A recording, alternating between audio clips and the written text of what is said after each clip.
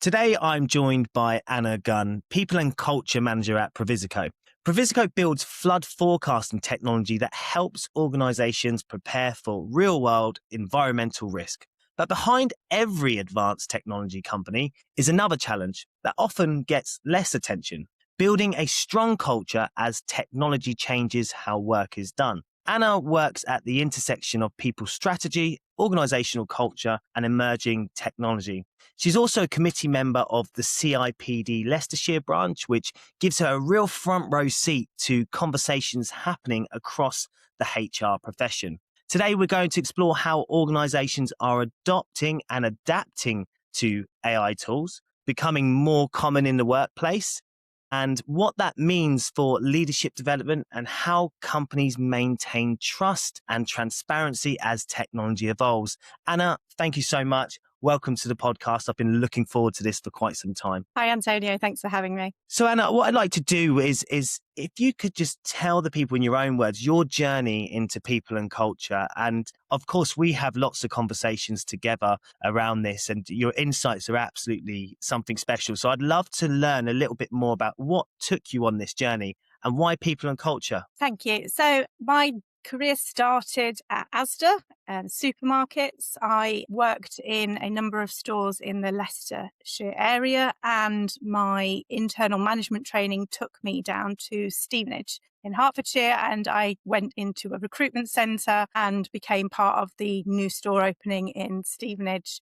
And I really enjoyed working in my space was customer service. So I really always had a large team of people that I would work around. I also opened a new store in Biggleswade in Bedfordshire, and really being in the recruitment processes really helped start my passion for seeing how processes are built from scratch and how new supermarkets are managed and ran from the ground up. And although it was a central community that Asda provided, those individual stores, there was a really heart to that. I back to Leicestershire after spending 15 years down south, and I left Asda to go and work for a small local charity.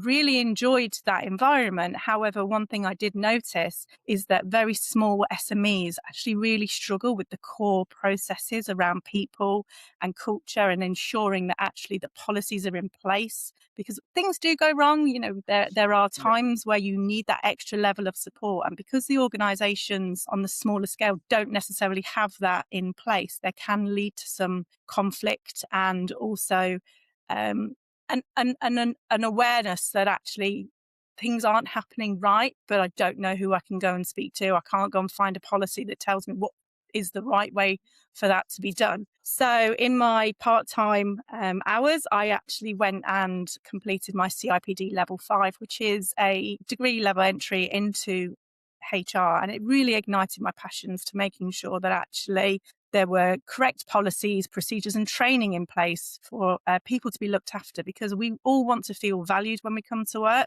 and we all want to have the ability to be the best versions of ourselves, but we should also have the department that looks after us as well to make sure that we can thrive in that environment. And for me, that is the HR community. I don't like the HR manager as a title personally. I think that it has some negative connotations to the past. You know, there's always those memes and those conversations of, oh, be careful what you say in front of HR, or HR's in the room. It's one of those departments that actually you can stop being referred to by your actual name and it's just your job title or your department. And I think people and culture really fits better, particularly at Previsico, for what the role is there to do. And that's to support people to do their best work and making sure they have the tools, the resources and the training to succeed. And I feel that the tools that we're giving are moving forward, and we need to innovate and make sure that those tools are fit for the purpose for the world that we currently find ourselves in. So when you walk into an organization, what tells you whether the culture is healthy or not? I think it immediately sticks out to me how the teams interact with one another, the tools and resources that they give each other to actually communicate across different teams. An organisation that has a variety of different work locations as well, you can find that actually some locations are a really close-knit community, but if they're actually have some workers that are perhaps more remote in their in their geographies, that actually they can become a little bit isolated. And I think it stands out immediately how well a company pulls those different teams together, tells me a lot about the culture. And do you think so? There's some school of thought around culture happening naturally. Do you think it's something that leaders can design, or is it a natural occurrence of a specific culture that just emerges from a group of people working together? I think for me, it definitely leads from the top. So I think it has to be a decision that the senior managers make. And with a new startup, especially and SMEs, you would be looking around, well, what is the mission statement and what values has that organization put into place as well to make sure that they're actually fit for purpose, that they're not buzzwords, or they're not just, we like to promote these, but actually what do they truly mean? And to ensure that the senior leadership team embody those values and that message is filtered down from the top. Yeah, it's funny because a lot of companies they talk about having values, and I sort of say that there's two types of values: nice sounding values, which sound good, like innovation and all that sort of stuff. It sounds great, but what are real values? How would you distinguish between real values that actually steer the ship of an organization to sort of nice sounding values that look good on the wall, but maybe are just in a book somewhere, and that never get looked at? I'll relate these back nicely then to Previsico's values. So our values are fairness, purpose, and creativity. Fairness is our number one value. We would say that this is the most important part of the work that we do with our teams. And we ensure that that means that all of the decisions that we make, we are discussing them, we are transparent, and we ensure that everyone is treated with respect, and to ensure that actually when decisions aren't always the ones that every team member wants to hear, it's about the journey of how we got to that decision that's important, to make sure that we're giving everyone a voice and an opportunity to discuss any decisions that are being made. Our purpose, flood forecasting and monitoring, we have a passion to ensure that we're looking after our communities and that our product is growing and it's innovative. And our creativity is to allow people to do their best work, having the tools, the resources to do that, and also being able to bring their own personality into the work that they do as well. With new companies, you have teams that grow. Certainly, Previsico over the last 3 years has grown well. And every new team member that we bring on board has a different input, a different style, and it's giving them a space to actually thrive. And it's not, this is the way we do things here. It's, well, how else can we do it? What's worked elsewhere for you that we can perhaps work on and incorporate as part of a team? I love the value purpose. I think, purpose is something that without, I think people are often coasting, companies are coasting. They don't feel like there's a purpose or meaning to work, or even life, really. I don't know if have you ever read the book called Man's Search for Meaning by Viktor Frankl? So Viktor Frankl was one of the captives in Auschwitz, and he went on to become quite a renowned psychologist and and a social, I guess, social sociologist, I suppose that would be it.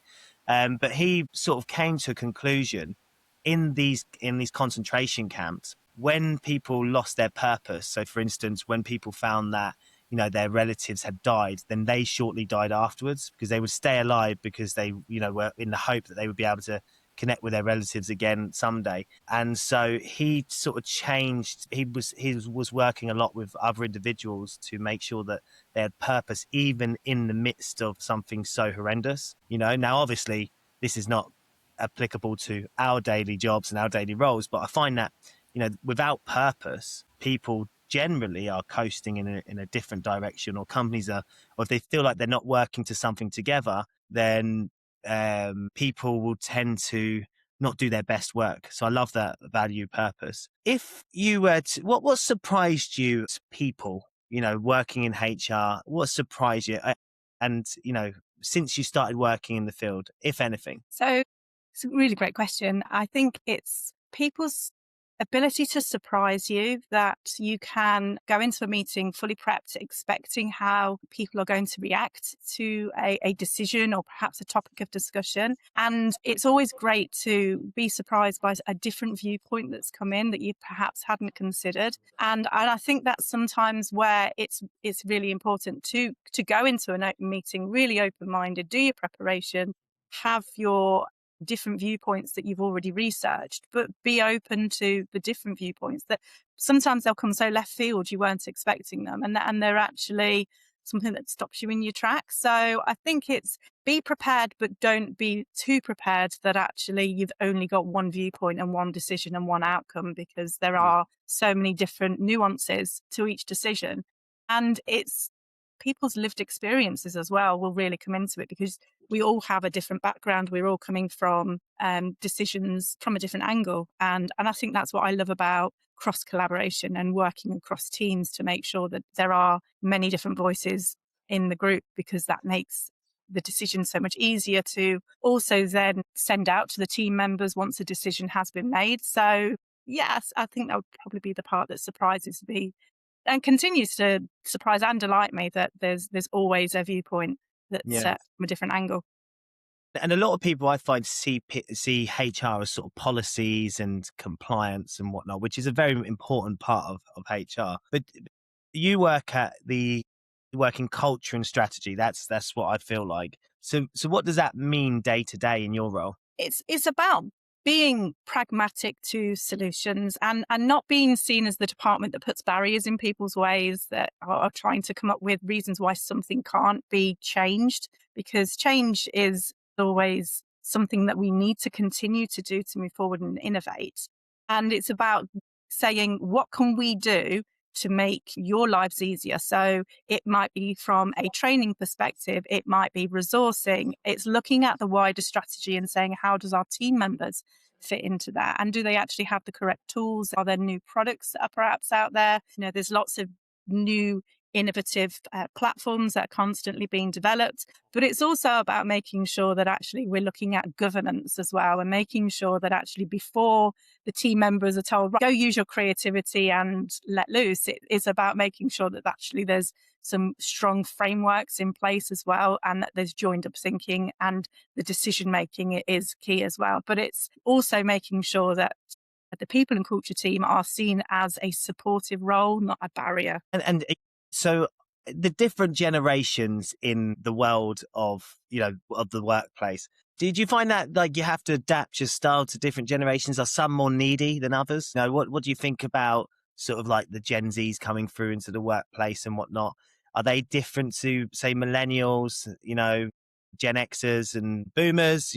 What have you noticed in the differences in expectations and experience, but also the difference in approach that you have to give them, if anything? It's a question that we talk about continually, actually, within my CRPD community and also amongst our peers.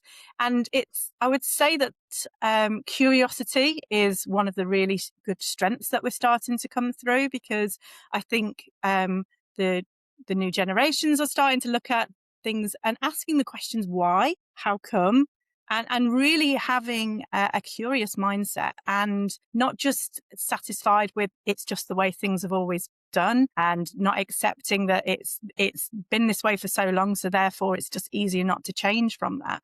And it's really asking those questions that you probably haven't even asked yourself, because you've come in, you've been shown this is an onboarding plan, this is the way Previsico does our different activities and tasks and responsibilities, and suddenly it's an extra set of, well, why? Okay, well, I'm not sure. That's been in place since I've started. So, okay, let's look at and following the root of that decision in the first place. And you'll see actually with startups and SMEs particularly as well, there is less change from the norm, because it's so much has to be put into place. So you put a system and process in place and you move on to the next and the next and next. And you've never actually really circled back to that original one and seen, is it actually still valid? Does it need to be improved? And I think that's what we're starting to see more with the younger generations that are starting to come into the workplace. It's a fabulous opportunity for us to constantly revisit our decision making and the history behind those original decisions. So they're not more needy then?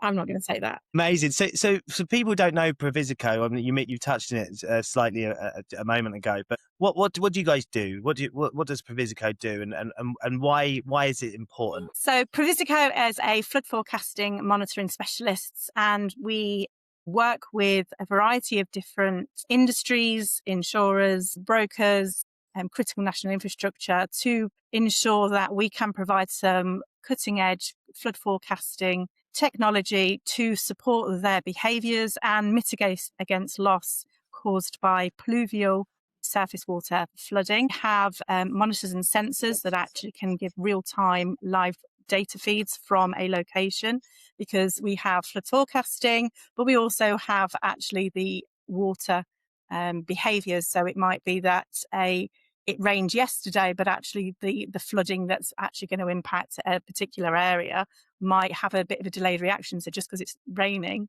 or not raining doesn't mean actually a surface water flood can attend. So we provide the resources through some fantastic, innovative team members that work across flood forecasting. They work out of academia, our team members, specialist engineers, and then our sales and customer success teams work with our end clients and insurers and brokers to ensure that we can support our communities globally as well with mitigating the losses that can occur through flood forecasting. Yeah, so when a company sort of works on something that's affecting real life and that's the real world risk and safety, do you find that changes the kind of culture that you try to build internally? I think through the recruitment process that I've been really lucky to be part of at Previsico for the last 3 years, there's a real shared passion for actually joining a company such as Previsico that has climate and sustainability at its forefront. And actually, I love to use the expression that we all feel that we come to work with our superhero capes on. You know, we're coming to work,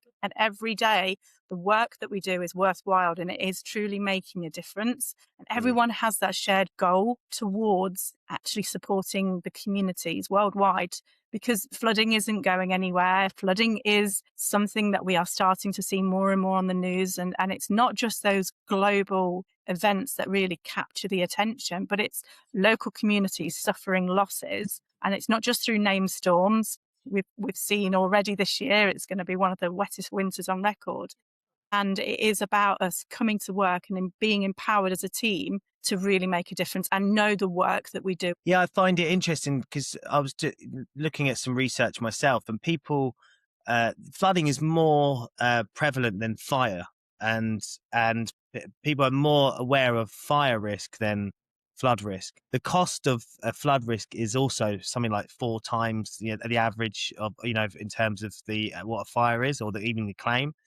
And there's until I come across Previsico, I'd never come across a company that does flood intelligence. So and you sort of go, well, actually, it's going to be more prevalent as we move into as the years go by, and with climate change and whatnot. So, what kind of attracted you to the mission? I was really passionate about flooding. I live in an area of Leicestershire where we are suffering from flood. We live in a floodplain in the Charnwood area of Leicestershire, for those that know it. And I just knew that it was a company that I met the team. I got to meet Jonathan as part of the interview process, who's our inspirational CEO, and just listening to his passion, talking through what Previsico is trying to achieve. I just knew I wanted to be part of it. And I just knew that I would be able to support the startup. Putting my passion towards people and culture would be really beneficial for a company of Previsico. And I just thought that it was a really harmonious match. And I was really delighted to have been given the chance to join the team and add my value. Amazing. And we're obviously from a technology company that you guys operate in, but we're actually entering a time where technology is now changing how people work. It's changing what we do, is changing our roles.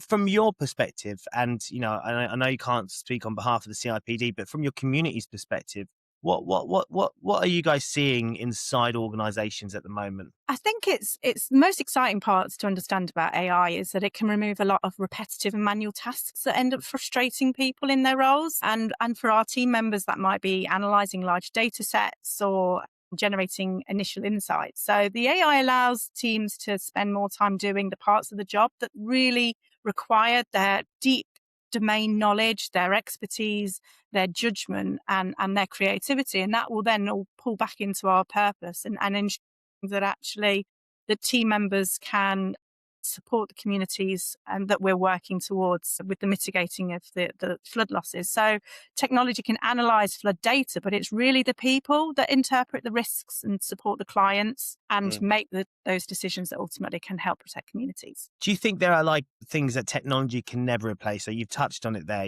people are interpreting it. And there are doomsdayers out there that are mentioning, 80% of jobs are going to go, and we're all going to be on universal basic income, and all the sort of doomsday, which I don't believe is going to be such a rapid change. But do you think that the technology can never replace, that there are elements of things that technology can never replace in an organization when it comes to culture, people? Definitely think so. Our technology is going to be evolving at a greater pace than we've probably seen. It's been around a little while, but it's really started to explode in people's workplaces more and more. And I think we just need to ensure that actually as that technology evolves, our people can grow with it, and that we provide the training for our team members to feel confident to use these new tools, and to ensure that we can reassure them that there is a real benefit for introducing it, but also having a mindset that actually people-based decisions cannot be understated.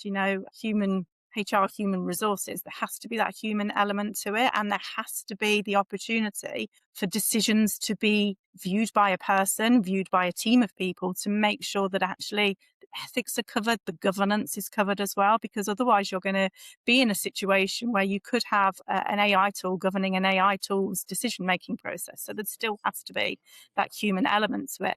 And it's here already. So it's about us making sure that our team members have the support, the correct tools in the first place as well, because there's many different options out there for different reasons. And we would need to make sure that actually our team can have a tool to support them, training to use that tool, and then grow and evolve with it at the same time, keeping pace. And many scholars in this space, well, I wouldn't call myself a scholar, but I'm quite knowledgeable about certain topics.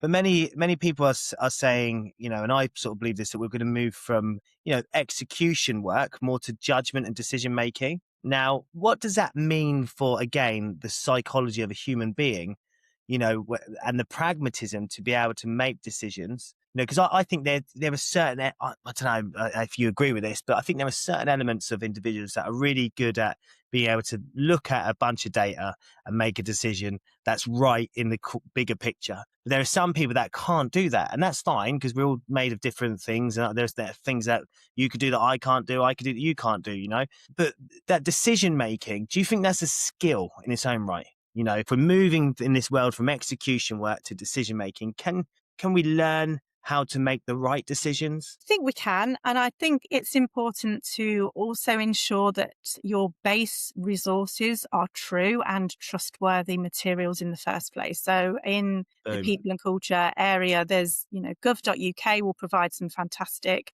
updates. We've got a couple coming in at April. There's an update to paternity leave and pay, statutory sick pay rules and governance are changing, and that's driven by the gov.uk. We have ACAS as another fantastic tool and resource for us to use as people professionals. And the CIPD has a wealth of resources as well. They have their own AI tool, actually, at CIPD Buddy, which has over 30,000 different articles that have come over since 2024 from within the CIPD platform itself. So I think the most important part of that decision making is making sure your reference points are true. You're following your governance, and actually, as you go through those different decisions and the decision tree, they become easier as long as you have confidence in where your decision making is driven by. And do you think you can please all the people all the time with your decision? No, definitely not. But again, it goes back to that true value that we have around fairness, because it means that we have to use it to support our fair decision making. Are we being transparent? Are we being open and clear?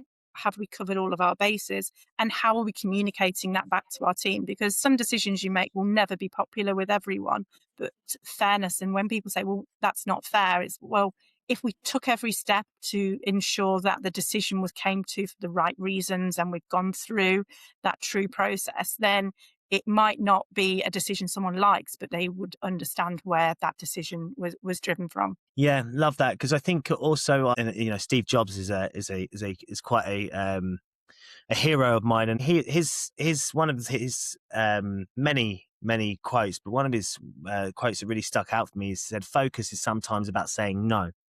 So not saying yes. Do you know what I mean? Actually going, right, this is not something we should do because we can do it, but it's not something we can do because it takes us away from our focus and our mission, our core values, which, always stuck with me, Sometimes things are about saying no because we can do lots of things. Do you know what I mean? So do you so we touched on the judgment piece. Now, there are a lot of fears around AI, and I think it's because of media spin. So from your perspective, how do you make people feel empowered with AI rather than threatened by AI? I think it's probably something that has become more apparent to us in the last couple of months, especially. We've got our new CTO, Mark, joined us in December. And it's about us now looking at all of the different tools that we have, the support and the governance around those, and ensuring that we have the training and the support to our team members to actually really leverage those fantastic tools that they can be using. And it's something that we are gathering momentum with and making sure that our team members feel that they have an open environment to come and discuss their concerns with us. We really have an open forum. We have a variety of different ways we communicate with our team members. We have bi-weekly town halls where the entire company jumps onto an MS Teams calls. Different areas of the company present, and everyone has an opportunity to share their voice. We hold regular lunch and learn sessions. I know that you came to us in Lloyd's last week, which was fantastic, and being able to really talk about the extra tools and resources that we can be using and leveraging as a team. And everyone has that opportunity to raise if they've got any legitimate concerns. But it's, okay, I've got a question. What are we going to do to resolve this? And making sure that everyone feels that they have that environment to speak out, because there are some legitimate concerns, but there's also endless possibilities for us to be able to use these tools in a responsible way to support those communities that we're thriving to as part of our mission. Yeah, and that, I love that what you said there. I just want to touch the endless possibilities, and that's what I feel AI enables organizations and people. We've essentially got superpowers now, and the rate of pace, if you're adopting in a safe, compliant, guardrailed way and governance around it is really important. But the amazing thing is it enables speed and enables quality again if governed in the right way. There's a stat that 20% of AI projects win, but 80% fail, and they fail because of lack of governance, funnily enough, not because of lack of model or lack of the people who are operating them and working with them, but because of lack of governance and clear guardrails.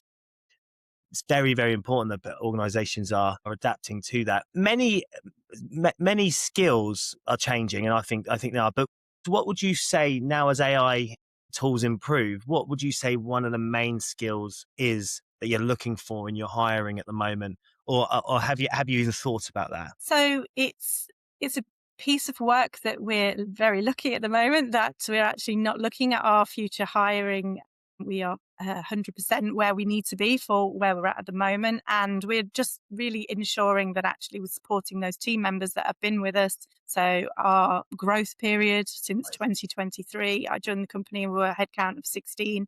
We're now to a headcount of 48 across our different regions. So it's about supporting those team members that we've brought in, ensuring that they've got the resources to do their role well, and actually bringing in some additional training platforms, and there's a variety of different ones out there that we can look to use, and in talking to our team members and saying, okay, which parts of your skill set would you like to go on and develop? And I think for future recruitment, it would definitely be something that we would work with the hiring managers to ensure that if there are specific tools that they're going to be using within their departments, that we can make sure that we can align to that as part of our recruitment campaign. Yeah, and that's it. And I think it's because now instead of blanket skills, we're actually looking for hyper concentrated,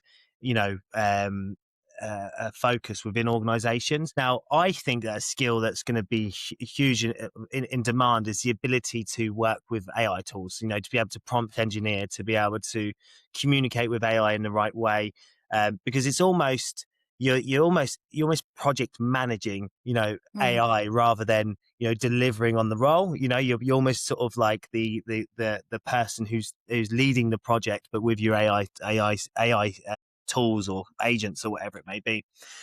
One of the concerns that people are talking about right now is the hollow middle. Have you heard of the hollow middle problem? So when it says when entry level tasks, if they are disappearing or when they disappear, junior employees are losing experience. So those experiences they would have had, if I come in as say for instance, HR administrator, I'd be doing these entry level items, but it would give me a good understanding of that arena. So then I can, take that forward in terms of mentorship, mentoring or training new staff or educating them. Now, do you think that that's a real risk? Because if these junior employees are losing that experience, how do we build future leaders out of that? So I suppose one thing that we're seeing already is a pathway into the technical roles is starting to broaden. So, for example, at the moment, we have a maths graduate working with our flood modelling team as an intern, and he's bringing some really strong analytical skills and applying them directly to that real forecasting environment. But he's working alongside our experienced flood modelers. So what's interesting to see actually is how that mix works in practice. So you've got that deep domain experience within the team, and then someone that's coming in with that fresh analytical thinking. And that combination is actually really incredibly powerful because people learn really quickly from one another, and it's actually sparking new ways of approaching those problems. And that's where the technology is actually then going to start accelerating that learning rather than actually replacing those early career opportunities. But I can understand why it is a consideration that people are thinking about entry level. And I have teenagers myself, so thinking about what jobs that the future is going to look like. But I think that it's making sure that when that technology evolves, we just evolve our people with it. Yeah, and I think the role of mentorship and leadership development is going to be a massive play now. For sure. Even if you think about the working from home, let's forget about AI for a second, but working from home, people are often missing out on that experience of, working around a team every day. Now, of course, we have the online meets and all that fun stuff, but I feel like there's a different experience when we first entered the workforce, for instance, Anna. We were, concentrating around people every day. There was no work from home. We were, and that was fine because we didn't know any different. Now, I could never go and work full time in the office again, never in a million years. But I do think that experience as a junior, of working around people every day, going for lunches, going out for drinks and all that sort of stuff. So how do you create that sort of bubble around the new juniors coming through? You mentioned a bit around, the on your flood modeling team, but how do you create that culture around the, new individuals and then obviously, keep the sort of long-standing employees engaged as well? It must be quite a challenge to juggle that, right? Yeah, and I think it's about having some really good locations for them to come and work with. So we have our headquarters based in Loughborough, Leicestershire. We're really lucky to have some workspace in Lloyd's of London, the city, and we have talent across the UK. So we have some of our team members are in Scotland. We have some of our team members in the South Coast, a couple over in Wales, and it's about us making sure actually that when they're joining the team, when they've got the opportunity to come and work in those environments, that we can support them and they've got the opportunity to consider that the hybrid working model. And Previsico have a hybrid working model if our team members are encouraged, if they are close enough to Loughborough or London to come into the office 2 times a week to have those team collaboration moments. But we also have some of our team that are fully remote because our philosophy has always been chase the talent. If the talented individuals don't happen to live geographically close to one of our offices, then that actually shouldn't be a barrier for bringing them into the team. But you're right, there needs to be that balance between accessibility for them to come and join us. So our developers and our flood modelers, for example, will try to meet together on a quarterly basis to have those in-person strategy development days. We've done some really great hackathons as well, where our team members can come together and we do our events. And I think for the junior team members, as they start to come through, it's definitely a consideration to make sure that we're doing regular check-ins with them, whether they are close by one of the offices or end up being one of the remote workers in the team. I don't know if you've seen that guy on TikTok. He runs a creative agency or something like that, but he's very funny. I need to send you the video after this. But he does these sort of skits where he talks about telling people what drinks were like on a Thursday afternoon, and you'd have to go to the office hungover on a Friday morning, But you had to go into the office. You couldn't miss it, because everyone knew that you were out that Thursday night, and everyone knew you were out late because you were even out with the CEO or whatever. And he talks about these things or says, what Friday was like in the office, and where everyone's sort of clocking off really at 1 p.m. or going for drinks at lunchtime, in the office. And it's very fun. It's very nostalgic, which I really like. But, back to what you were just saying now, as someone who's experienced, Previsico going into the team and working with different teams and whatnot, and, being in the office, which is a beautiful office, Lloyd's, the Lloyd's building is amazing. But noticing that feeling of collaboration is really huge. So I asked you earlier on, it's like, can you design a culture? And it seems like you have done, which is amazing. So kudos to yourself, Anna, on that. Now, I do want to talk about ethics and AI because, part of HR is that ethics piece, I think. I think and I don't know if it's maybe becoming conversation more so now that we have AI, or has ethics always been part of, I don't know. But when it comes to using AI, say, for instance, to screen candidates, do you think there are ethical boundaries that should be considered when it comes to using AI to screen candidates? Definitely. I understand why very large organizations would definitely bring in those tools. And again, it's about bringing time back to us as individuals to ensure that we can work with that core talent for the role that's going to fit there.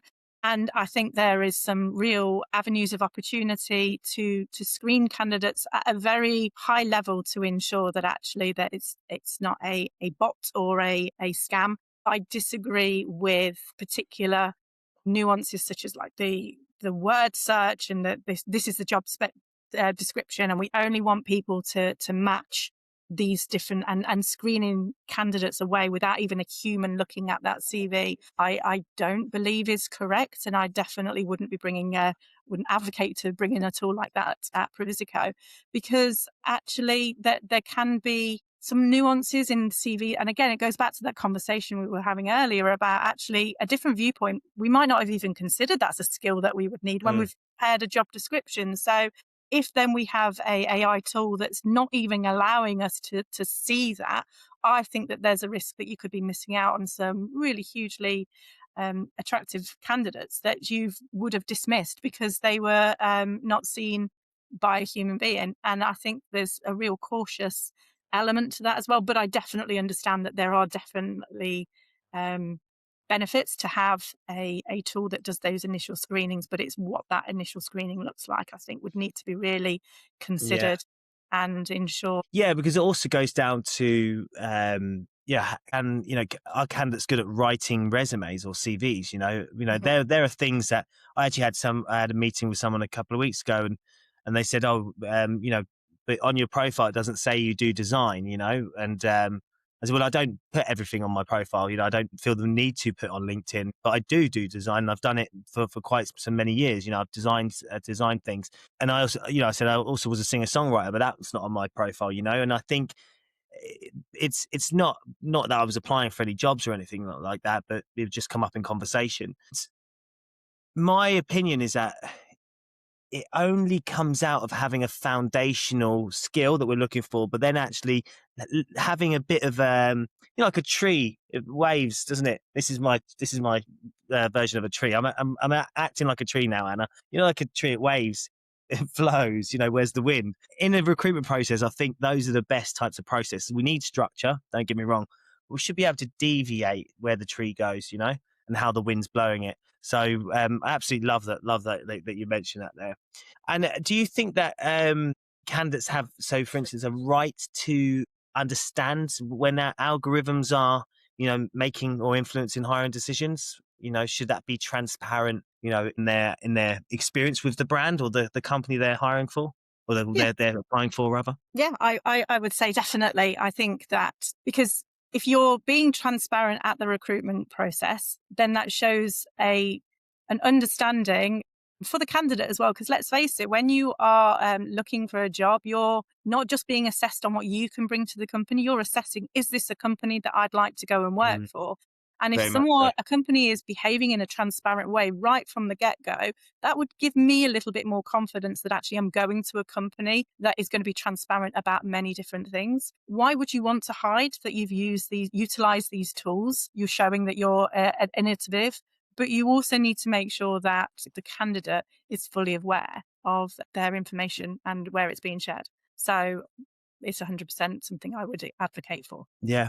So as the companies adopt new technologies, quickly, trust often in a company becomes fragile because, we mentioned earlier on around people, they generally people don't really like change. I find, I think, and that's fine. I like my setup here and I don't want to change it, but when new technologies come along that can influence, it's great. I have to adopt them, but there's that teething period. So what ingredients of a culture, or how do you create a culture where people feel safe, first of all, in terms of, their roles or whatever it may be, any AI that's coming into the business, feel trusted as well to be able to utilize this, but also feel motivated to actually want to adopt it, because that's the key thing, isn't it? It's motivating people, and is that a stick? Is it a carrot? What do you think? So I think it comes down to the onboarding process that you pop the individual through once they join a team member. I think it's ensuring that the messages are filtered from the very top, so that it has to be driven by that senior management behavior. And it's early opportunities to meet those key decision makers. So one thing that I'm really proud that we do at Previsico when we onboard new team members is within their first week, we will schedule 30-minute sessions with every single member of the senior management, regardless of whether that's part of their team structure or whether it's a completely different parts of the organization. And each member of the SMT will spend that 30 minutes with them, introducing themselves, their area of the business.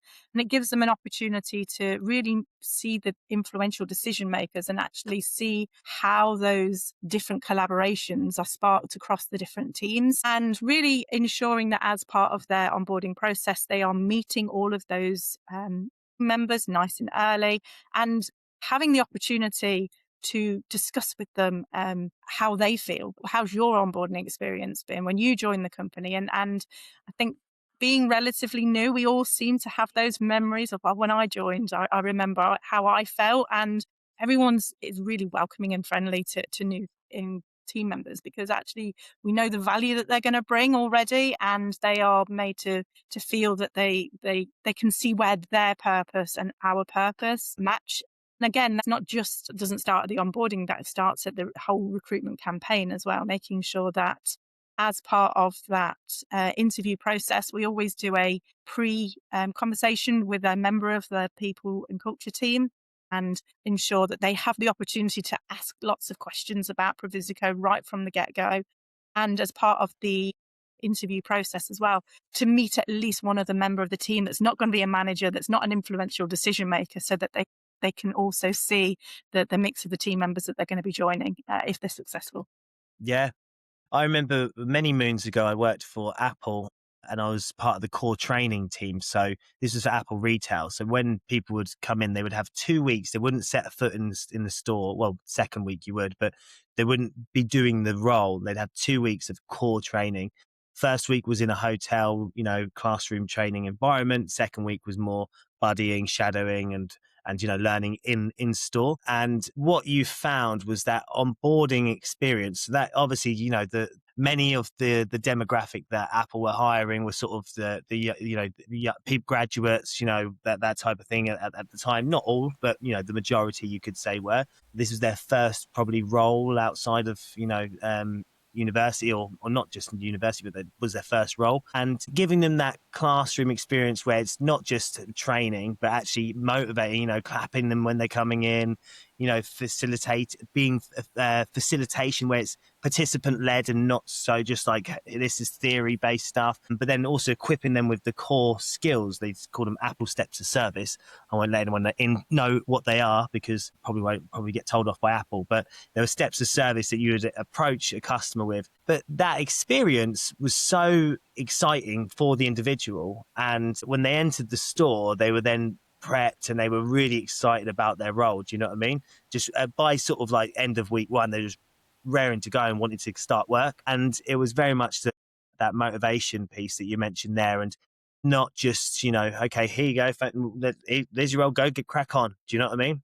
Which I think sets people up for success in a more meaningful way. So if you look 10 years from now, Anna, and you use your crystal ball. If you look 10 years from now, what do you think the role of people and culture will look like? And it's okay to say it's not changed, but what do you think it will look like? I hadn't even thought that far ahead. So I'd like to think that it's still a version of how it is now, that actually it is seen as a business partner for departments, that we can see that there is value to adding the people and culture department as part of a strategy, and because we are looking at how our team members can be the best versions of themselves, making sure that actually any decision that steers a ship, you still need those people that have got the oars to actually continue to row in the right direction. So I think it will always have a part to play. It's going to have a certain amount of change. Of course it is, because the different innovative products that are going to be out there and the tools that we'll all be using as part of our daily jobs are going to be different. But I think there's still definitely going to be human decision making at the forefront. And for successful businesses, and I think that the businesses that try to remove the human, I think in 10 years' time are going to have regrets. Yeah. To me, one of the most interesting questions in technology is this. AI can predict floods, but only people can decide how organizations react to a crisis. Anna, it's been fantastic. I really appreciate you joining today. And as always, thank you so much for your insights. Thank you, Antonio.